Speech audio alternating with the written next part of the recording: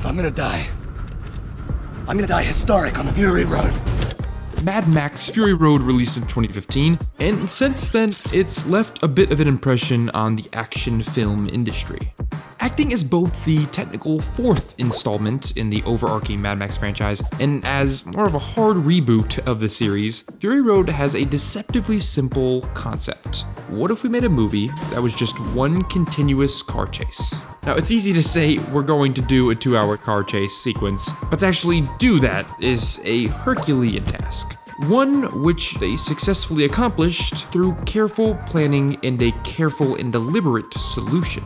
That element that makes all of this work so well happens to take place before the movie even starts shooting. It's important to look back first at George Miller's previous Mad Max films. The original film of the franchise was produced independently in '79 by George Miller and his producing partner, Byron Kennedy. And it jump-started the genre of wasteland wanderers starring in post-apocalyptic stories. For nearly 2 decades, it was the most profitable film ever created, being produced on a budget of $350,000 and pulling in close to $100 million over the course of its life. This model is what entire horror movie studios are now attempting to replicate. Extreme low cost, high yield. This original movie quickly spawned Mad Max 2: The Road Warrior, a standalone sequel released in '81, and that movie propelled Mel Gibson to superstar status and cemented Miller as an out-of-the-box thinker in film, a visualist first and foremost, and a director worthy of attention. Finally, 4 years later, Beyond Thunderdome was released, and, well, that one received mixed reviews, marred by production issues, some of which were unfortunately due to Byron Kennedy's passing, all of which combined to lead Miller to walk away from the film halfway through production, and George Ogilvy to take over as director. This whole ordeal left a bad taste in Miller's mouth, who moved on to other projects and professed that he did not have any desire to revisit the Mad Max universe again. But, as we know, that's not quite how it went down. In the late 1990s, Miller met a man named Brendan McCarthy. McCarthy was a Mad Max mega fan, who first rose to prominence in the comic book world due to Freakwave, a Mad Max-esque story crossed with a surfing comic, and Strange Days, a quirky spin on superheroism with writer Peter McGillen. During the 90s, McCarthy began working in animation, where he was employed on the early CGI animated show Reboot. But where he becomes important to this piece is a single episode McCarthy wrote and storyboarded for that show, a Mad Max parody. He sent it to Miller on a VHS tape with a note fixed to the top of the tape which read, "Whatever happened to Mad Max?" In perhaps a moment of randomness, Miller actually watched the tape. Thinking the parody really got to the heart of what made Max tick, he asked for a meeting with McCarthy. The two hit it off, and Miller hatched a plan to produce a new Max story in a way completely unlike anything else that had ever been produced. Now, as some of you might already know, Fury Road does not have a screenplay like a traditional film would. Miller and McCarthy generated the whole film visually. They decided to draw the film beat by beat in storyboard in order to fully communicate the scope and grandeur of the piece without being constrained to the typical realities of a screenplay. Miller and McCarthy went to Australia to begin their project. Initially, McCarthy thought that he would be asked to do some of the visual development of the film, design some costumes, come up with some vehicles, or potentially draw some environments. However, McCarthy's skills as a writer and an illustrator proved to be invaluable to Miller, and the two quickly developed a completely unique way of working. They would meet together at Miller's offices, where they would write and draw thumbnails of sequences on large whiteboards. This would continue for months as Miller and McCarthy wrote and drew the story as they went. Unlike a traditional writing process, which for films typically is much more personal and revolves around repeated drafts, the Fury Road script was simply a sentence. There's a female warrior who is attempting to transport women who have been kidnapped to safety. Max gets sucked up into this mission and eventually ends up bonding with these characters. That's it.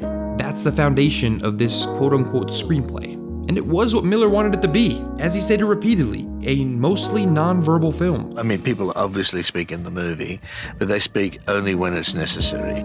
During the nearly year-and-a-half long writing process that wasn't so much writing at all, Miller worked closely with McCarthy and eventually storyboard artist Mark Sexton to visualize every single beat of the film. In some scripts, scene description, or the non-dialogue action description, takes up a large portion of the screenplay. A Mad Max script would have basically been nothing but action lines. And those would not have been great in this instance at communicating what would eventually be filmed and put to screen with Fury Road.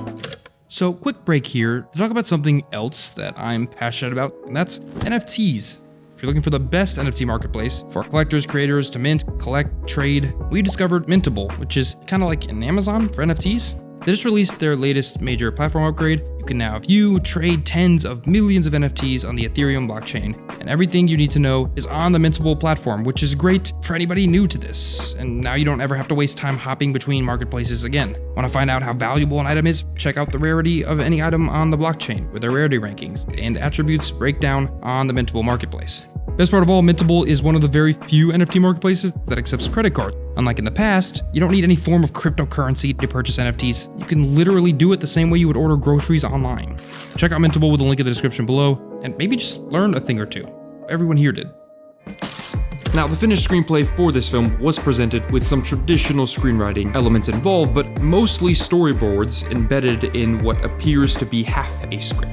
And there was more to this than just, this is how we want to work. Initially, it was used as a sales tool to get Warner Bros. Brass on board with a largely silent, predominantly action-oriented feature film, which is something that is viewed as a risk to a lot of studios. But more pertinently, it allowed Miller and McCarthy to create a rubric for consistency in the visuals that would carry over into shooting the film. Because when you arrive to the shoot day, well, in the case of Fury Road, you need to know exactly what you're shooting every single moment that the cameras are rolling. Look at your screen right now and look at how much is going on. How many vehicles are moving at one time, how many different shots you're getting in this one sequence. Now imagine to yourself that you're a screenwriter and you need to write down what is happening here. You need to explain in as few words as possible exactly what you're seeing on screen. It is the only information that the audience is going to be given. So what Miller and his team accomplished here is essentially the creation of their own comic book, their own source material before stepping onto set. And it's the only way Mad Max could have been shot, because without every single one of these frames planned out the way they are, this movie is too expensive, which it might have already been, and absolutely impossible to shoot, which people assumed it would be, and the film just doesn't happen. The one element of art no one likes to talk about is the months, sometimes years of planning and critical thinking required to create something worthwhile. If Mad Max Fury Road is anything, it is an example of what it means to truly know what you want to make before you begin the process of painting that picture. A stark, bloody lesson in taking your time and having a vision before you try to articulate it to anybody else. It's a good lesson to learn. Well guys, that's it for today's episode. If you enjoyed this one, press the like button down below. Also hit subscribe. Hopefully I'll see you guys in the next one.